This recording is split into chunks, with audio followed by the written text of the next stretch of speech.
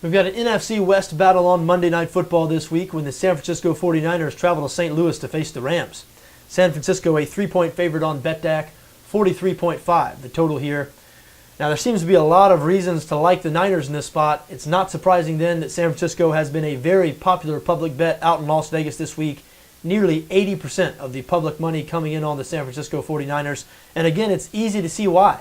The Niners have just been better than the Rams this year. They've been better than the Rams for the past few years, but let's just talk about this season. San Francisco, a better record. They perform better against the spread. They're scoring more points. They're allowing fewer points. St. Louis going with second-year quarterback Austin Davis in this game.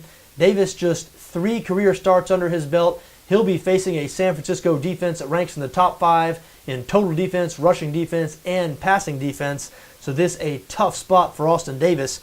You look at the other side of the ball, the Rams have been atrocious on defense this season. They're surrendering nearly 30 points per game, and only the Green Bay Packers allowing more rushing yards per game than St. Louis.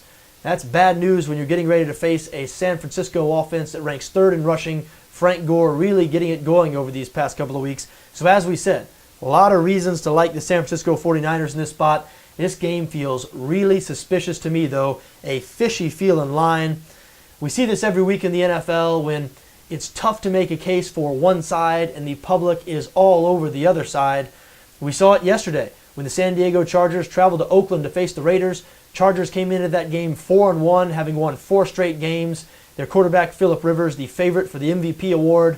Their defense led the league in points allowed. They ranked 3rd in yards allowed. They were facing a Raiders team that was winless and ranked last in the NFL in both points scored and total offense, meaning yards per game. The Raiders had just fired their head coach, Dennis Allen, after their last loss, which was their 4th of the season. So again, coming into yesterday's game, San Diego only a 7-point favorite. It was tough to make a case for the Oakland Raiders. The public was all over the Chargers. Lo and behold, the Chargers barely won the game. They squeaked out a 3-point win. Oakland bettors were paid. Now, it doesn't always work out that way.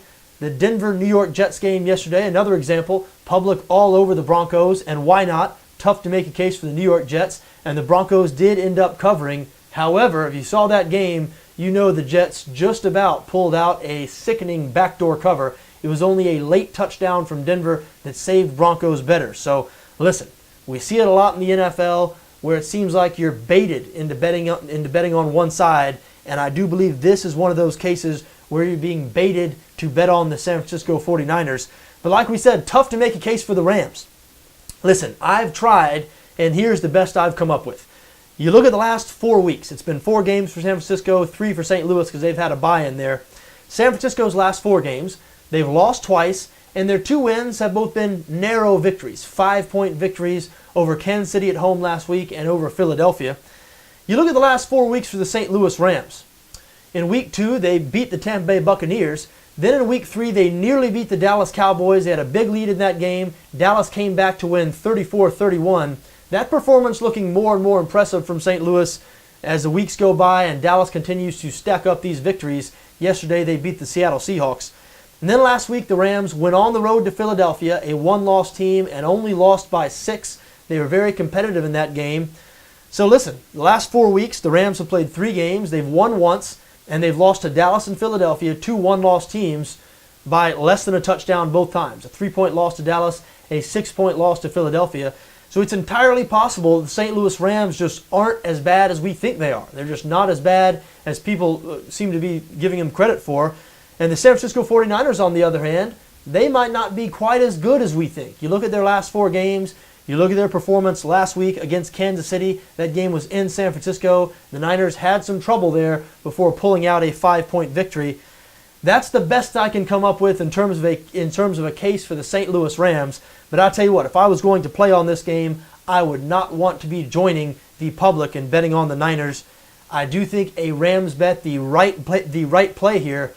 That being said, I was brutal this weekend. Almost nothing I predicted came to pass.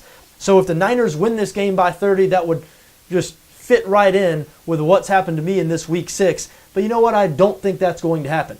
I expect the St. Louis Rams to surprise some people here, keep this one close, and maybe even pull out a win. I also think it's going to be a low-scoring game. I would look at under 43.5.